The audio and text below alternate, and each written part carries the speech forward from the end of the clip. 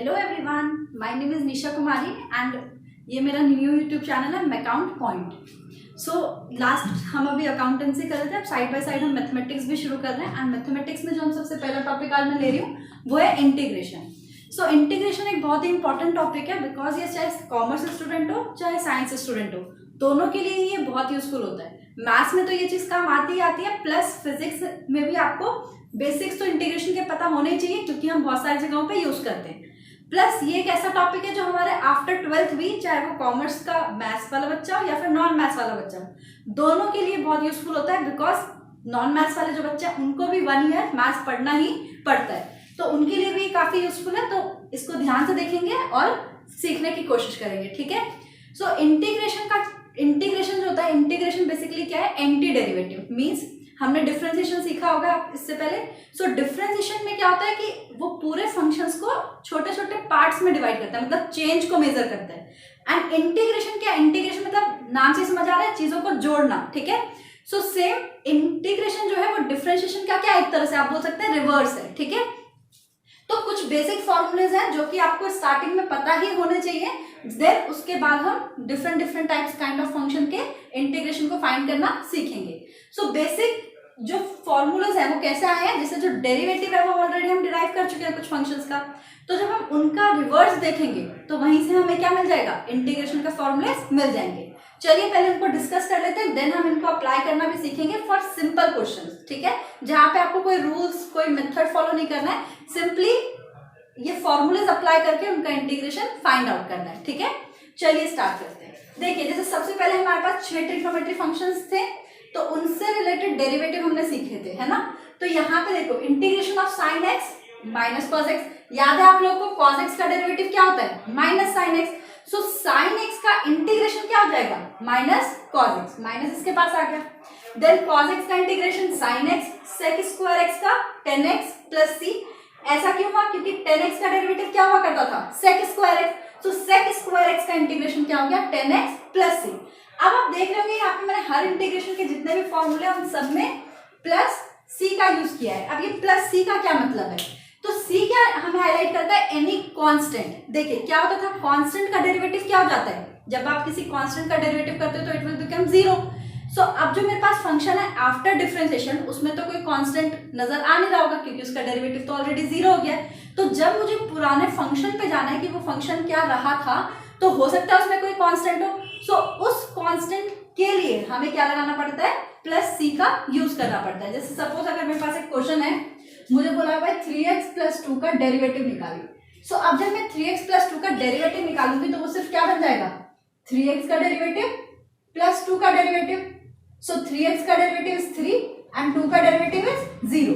सो मेरा अगर फंक्शन था 3x प्लस 2, तो मेरा उसका डेरिवेटिव क्या निकल के आया, ओनली 3, क्योंकि कांस्टेंट का डेरिवेटिव तो क्या हो गया, 0। अब मैंने बोला इंटीग्रेशन तो हमारा डिफरेंशिएशन का रिवर्स है कि अगर मुझे किसी का डेरिवेटिव पता है तो मैं वहां से उसके ओरिजिनल फंक्शन पे जा सकती हूँ। तो अब जब मैं अगर इंटीग्रेशन करूंगी अपने f डैश x का, मींस इंटीग्रेशन ऑफ 3, तो वो तो सिर्फ मुझे क्या देगा रिजल्ट, 3x। और इसके साथ वाला जो ये कांस्टेंट था 2, क्या उसका मुझे कोई नॉलेज है, क्योंकि कुछ पता ही नहीं है। तो इस वजह से उस चीज की कंडीशन को दूर करने के लिए हम खुद से प्लस सी लगा देते हैं कि अगर कोई कांस्टेंट रहा होगा तो वो यहाँ पे आ जाएगा, ठीक है। सो इसीलिए आप ध्यान रखेंगे कि अगर हम कोई भी इनफाइनाइट इंडेफिनाइट इंटीग्रेशन कर रहे हैं तो उसके हर आंसर में प्लस सी लगेगा ही लगेगा, क्लियर। चलिए तो उसके बाद ये ट्रिग्नोमेट्री के तो आपको लर्न करने पड़ेंगे। देन किसी भी कांस्टेंट मतलब 1 का, x का डेरिवेटिव क्या हुआ करता था x के रिस्पेक्ट में 1, सो इसीलिए 1 का इंटीग्रेशन क्या हो जाएगा, x। देन x की पावर n का इंटीग्रेशन, मतलब जब वेरिएबल की पावर में कोई कांस्टेंट होगा तो उसका इंटीग्रेशन क्या है, x की power n plus 1 upon n plus 1, मतलब पावर एक इंक्रीज हो गई एंड इंक्रीज पावर आपके डिनोमिनेटर में भी आ जाएगी। देन log x का डेरिवेटिव 1 बाय x, सो 1 बाय x का इंटीग्रेशन इज log x, ठीक है। a की पावर x का इंटीग्रेशन, मतलब इन दोनों फॉर्मूलेज में कभी भी कंफ्यूज मत होइएगा। यहाँ पे बेस कैसा है, वेरिएबल है, बेस कैसा है, वेरिएबल। लेकिन इस वाले में ये जो a है ये आपका क्या है, कांस्टेंट, मतलब बेस कांस्टेंट है।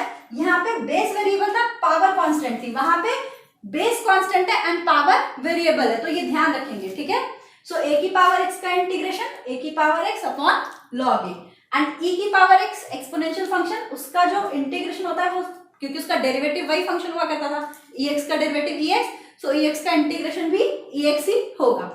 देन बेसिक रूल कि अगर दो फंक्शन सम में है और आपको उसका इंटीग्रेशन करना है, सो आप सेपरेटली दोनों फंक्शन का इंटीग्रेशन को ऐड कर सकते हैं। सेम फॉर डिफरेंशिएशन माइनस के लिए, कि अगर दो फंक्शन का डिफरेंस आपको इंटीग्रेट करना है तो फर्स्ट फंक्शन का इंटीग्रेशन माइनस दूसरे फंक्शन का इंटीग्रेशन। क्लियर बात। सो ये बेसिक आपके फॉर्मूले हैं और इन बेसिक फॉर्मूलों का आपका यूज होगा किसी भी फंक्शन के इंटीग्रेशन को फाइंड करने में। तो आज हम सबसे पहले कोशिश करेंगे सिंपल जो बिल्कुल बेसिक फंक्शंस होते हैं उनका कैसे इंटीग्रेशन किया जाए इन फॉर्मूले को यूज करते हुए। अभी हम कोई रूल्स वगैरह नहीं करने वाले, धीरे धीरे वन बाय वन हम उस पर चलेंगे, क्या मेथड्स होते हैं, क्या रूल्स है, जिसके थ्रू आप और भी फंक्शंस का इंटीग्रेशन कर पाओगे। आज हम बिल्कुल सिंपल जो इन फॉर्मूले पे बेस्ड, मतलब जिनको हम इन टाइप्स में कन्वर्ट कर सकते हैं, उनको यूज करेंगे, ठीक है। चलिए, इसको आप स्क्रीनशॉट ले लेंगे या फिर साथ साथ भी नोट कर सकते हैं, जैसा आपको सुटेबल लगे। अच्छा, इंटीग्रेशन करने से पहले हम एक चीज और याद रख लेते हैं, एक रूल जो कि बहुत इंपॉर्टेंट है, कि ये सारे जो फॉर्मूले हैं, जितने भी हमने ये फॉर्मूले पढ़े हैं, ये सारे के सारे आपके तब तक एप्लीकेबल रहते हैं जब तक कि फंक्शन की डिग्री चेंज ना हो जाए। मतलब अगर फंक्शन की जो डिग्री है, मतलब फॉर्मूला लगाते वक्त जो डिग्री है उसमें जब तक चेंज नहीं आता तब तक आप ये फॉर्मूला अप्लाई कर सकते हैं। बस आपको करना ये है कि आपका वेरिएबल जिससे भी चेंज हुआ है उसके डेरिवेटिव से आपको क्या कर देना है, अपने आंसर को डिवाइड कर देना है। इसको हम समझते हैं, तब आपको ज्यादा बेटर समझ आएगा। देखिए, जैसे मान लीजिए हमने पढ़ा इंटीग्रेशन ऑफ साइन एक्स क्या है, माइनस कॉस एक्स प्लस सी, ये था। अब सपोज मेरे को आया इंटीग्रेशन ऑफ साइन 3x, मतलब अब यहाँ जो साइन का एंगल था x, फंक्शन मेरा लीनियर x में है, डिग्री तो चेंज नहीं हुई ना, x की पावर तो वही है और फंक्शन की भी पावर वही है, बस चेंज क्या आया कि वो किसी कांस्टेंट से मल्टीप्लाई हो गया। डिग्री नहीं बदलनी चाहिए फंक्शन की, इसका आप ध्यान रखिए। तो जब मैं इसका इंटीग्रेशन करूंगी तो वो सेम हो जाएगा माइनस ऑफ cos 3x, क्योंकि sin x का क्या था, माइनस cos x। चेंज क्या आएगा कि जो भी जिससे भी आपका ये एंगल चेंज हुआ है उसके डेरिवेटिव से आपको इस फंक्शन को क्या कर देना है, डिवाइड कर देना है। बात समझे कि नहीं? एक और बार मैं रिपीट कर देती हूं कि अगर हमारे फंक्शन में डिग्री चेंज नहीं हुई है, वेरिएबल किसी नंबर से या तो मल्टीप्लाई हो गया है या डिवाइड हो गया है कांस्टेंट नंबर से, तो उस केस में हमारा जो फॉर्मूला है वो तो वही रहेगा, बस जो हमारा चेंज आया है उसके डेरिवेटिव से आपको क्या कर देना है, अपने फंक्शन को डिवाइड कर देना है। जैसे एक और समझ लेते हैं एग्जांपल इसका। मान लीजिए आपको बोला इंटीग्रेशन ऑफ e की पावर 5x dx, ठीक है। सो अभी हमने पढ़ा था इंटीग्रेशन ऑफ ex क्या होता है, integration of ex is same as ex plus c, ये था। तो सेम e की पावर 5x का ये तो फिक्स हो गया कि e की पावर 5x होगा, बट वहां पे तो x है, यहाँ क्या बन गया है 5x, तो उसका तो इफेक्ट दिखाना पड़ेगा ना। तो जिससे भी चेंज हुआ है 5x से, तो 5x का डेरिवेटिव क्या होगा 5, तो इसीलिए आप क्या कर देंगे 5 से डिवाइड। सो ये आपका फाइनल आंसर हो जाएगा। ये पॉइंट क्लियर है? ये बहुत इंपॉर्टेंट पॉइंट है कि फॉर्मूले तब तक ही एप्लीकेबल होंगे जब तक कि फंक्शन की डिग्री में कोई चेंज ना आए। अगर आपका वेरिएबल किसी कांस्टेंट से मल्टीप्लाई या डिवाइड होता है तो फिर आप रिजल्टेड जो वेरिएबल बना है, जो पावर बनी है, उसके डेरिवेटिव से क्या कर देंगे, उसको डिवाइड कर देंगे। चलिए, तो यहाँ पे मैंने 3 क्वेश्चन लिए, इन तीनों क्वेश्चन के माध्यम से मैं आपको समझाने की कोशिश करती हूँ कि कैसे उन फॉर्मूलोज को हम अप्लाई करने वाले हैं। देखिए, जैसे पहला क्वेश्चन है मेरा इंटीग्रेशन ऑफ x की पावर 3 माइनस 2x की पावर 4 प्लस 7 dx। सो यहाँ पे जो मुझे फंक्शन दिख रहा है जिसका मुझे इंटीग्रेशन करना है, वो आपको क्या दिख रहा है, 3 फंक्शंस का डिफरेंस और सम है। सो इसमें हमने पढ़ा था अभी कि प्लस और माइनस में अगर होता तो हम फंक्शंस को क्या कर सकते हैं, सेपरेट कर सकते हैं।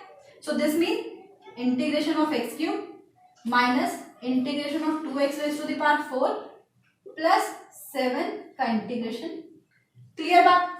अब एक चीज और कि कांस्टेंट अगर आपके साथ होता है वेरिएबल के साथ मल्टीप्लाई में, तो उसे आप इंटीग्रेशन से बाहर ले लेंगे, ठीक है। सो x की पावर 3 का क्या हो जाएगा, x की पावर n का इंटीग्रेशन क्या लिखवाया था कि जब वेरिएबल बेस में तो पावर क्या हो जाएगी, एक इंक्रीज और नीचे वही इंक्रीज पावर आ जाती है। तो सेम x की पावर 3 का क्या हो जाएगा, x की पावर 3 + 1 अपॉन 3 + 1।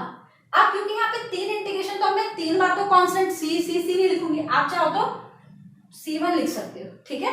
बट अल्टीमेटली हम फिर वो कांस्टेंट, कुछ ना कुछ तो कांस्टेंट का सम करके तो रिजल्ट कांस्टेंट ही आएगा, तो हम लास्ट में भी सीधा c लगा सकते हैं। तो बट अभी हम ये यूज कर लेते हैं, फिर लास्ट में उसको कर देंगे, ठीक है। कांस्टेंट तो बाहर आ गया 2, इंटीग्रेशन किसका होगा, x की पावर 4 का। सो वो क्या हो जाएगा, x की power 4 + 1 divided by 4 + 1, clear. Plus 7 तो बाहर, अंदर सिर्फ dx बचा, और dx का इंटीग्रेशन इज x, प्लस आप सीधा यहाँ पे भी c लगा सकते हैं, या फिर आप इनके साथ c2 c3 लिख के देन c। सो बेटर रहता है आप सीधा ही जब इंटीग्रेशन हो जाए तो लास्ट में सीधा c ऐड कर दे, ठीक है। सो आंसर क्या आ गया, x⁴ 4/4 minus 2/5 x⁵ plus 7x plus c। Clear, समझ आ गई बात। तो इस तरीके से एल्जेब्रिक फंक्शन का हम आराम से कर सकते हैं। दूसरा क्या है हमारा, integration of sin x minus cos x dx। तो सेम यहाँ पे भी इन दो ट्रिग्नोमेट्री फंक्शन का क्या करना है, डिफरेंस का इंटीग्रेशन। सो सेपरेटली फर्स्ट का इंटीग्रेशन माइनस सेकेंड का। सो sin x का इंटीग्रेशन लर्न करा हुआ है, माइनस cos x, और cos x का simple sin x plus c। सो ये मेरा आंसर। प्लस c लगाना ना भूलें, क्योंकि उसके लिए तो हाफ मार्क्स आपके कट हो सकते हैं। क्लियर, इतना पहले ये सिंपल वाले क्लियर है। अब हम आते हैं अपने थर्ड टाइप पे, थर्ड क्वेश्चन पे। सो थर्ड क्वेश्चन अगर हम रीड करें तो उसमें क्या लिख रहा है, e⁻x प्लस 1/x की होल स्क्वायर।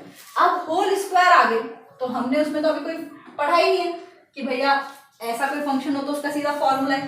तो क्या आप मुझे बता सकते हैं कि मैं इसे कैसे एक्सप्रेस करूं एज अ सम और डिफरेंस ऑफ फंक्शन, क्योंकि सम और डिफरेंस में जैसे ही आ जाएगा तो हम इसको आराम से इंटीग्रेट कर सकते हैं कि नहीं।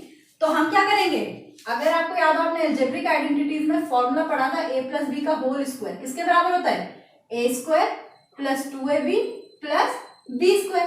सो अब हम इसको भी क्या कर देंगे, ऐसे ही a² + 2ab + b²,